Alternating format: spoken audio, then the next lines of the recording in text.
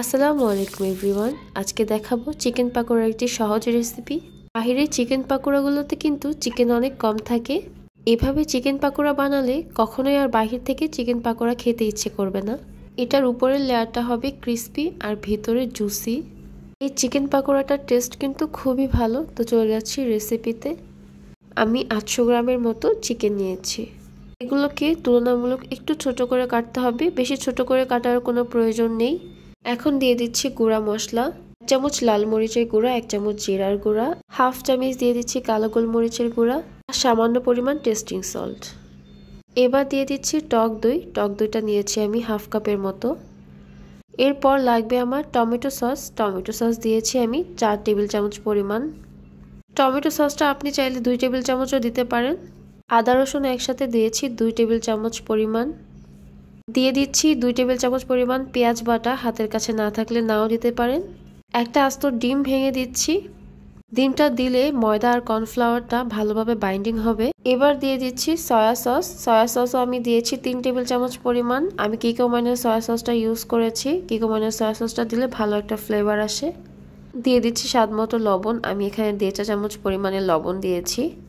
এবার সবগুলো একসাথে মাখিয়ে নিব ভালো করে। মাখিয়ে নেওয়া হয়ে গেলে এ পর্যায়ে আমি মেরিনেট করে রেখে দিব। আপনি চাইলে সাথে সাথেও ভাজতে পারেন, অথবা এভাবে মেখে রেখে ডিপ ফ্রিজে রেখেও দিতে পারেন। বের করে বরফ ছাড়িয়ে সুন্দর করে ভেজে নিলেই হয়ে যাবে। এবার দিয়ে দিচ্ছি 2 টেবিল চামচ পরিমাণ কর্নফ্লাওয়ার। তারপরে দিব 2 টেবিল চামচ পরিমাণে আটা। আপনি আটার পরিবর্তে ময়দাও ইউজ করতে পারেন।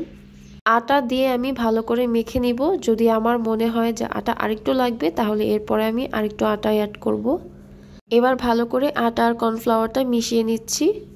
মানে চিকেনের মিশ্রণটা বেশি পাতলা করব না। পাতলা না করার জন্য যতটুকু পরিমাণে আমার আটা লাগবে আমি আটাটা দিব।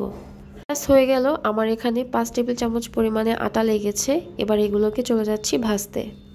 কড়াইতে তেলটা ভালো করে গরম করে নিতে হবে। এরপরে চিকেনগুলো আমি একে একে ছেড়ে দিচ্ছি। ভালো করে গরম করে আমি চিকেনগুলো দিয়ে দিচ্ছি। তারপরে চুলার আঁচটা একটু মিডিয়ামে রেখে আমি সুন্দর করে চিকেনগুলো ভেজে নিব। একটু সময় নিয়ে চিকেনটা ভাজলে উপরের যেই অংশটা আছে সেটা খুবই ক্রিস্পি থাকে অনেকক্ষণ পর্যন্ত।